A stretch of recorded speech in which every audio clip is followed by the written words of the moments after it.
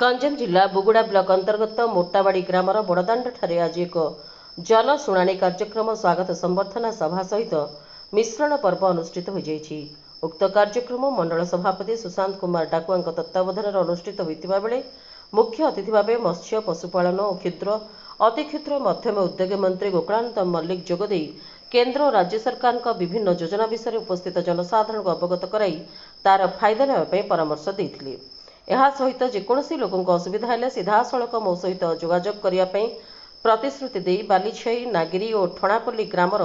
नाम मोटाबाड़ी पंचायत तालिकार नथिबा हेतु मंत्री श्री मल्लिक स्थानित करिथिबा प्रकाश करथिले।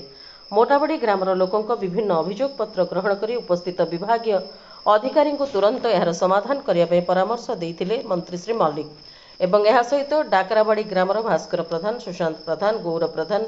संतोष प्रधान विशु प्रधान विप्र प्रधान शरद प्रधान प्रधानमंत्री नरेंद्र मोदी मुख्यमंत्री मोहन चरण माझी और मंत्री गोकुलानंद मल्लिक नीति आदर्श अनुप्राणित होई आज बीजेडी दल छाड़ी बीजेपी रे सामिल होते। गंजाम जिला पोलसरारू पिंटू विषय रिपोर्ट प्राइम टीवी ओडिया।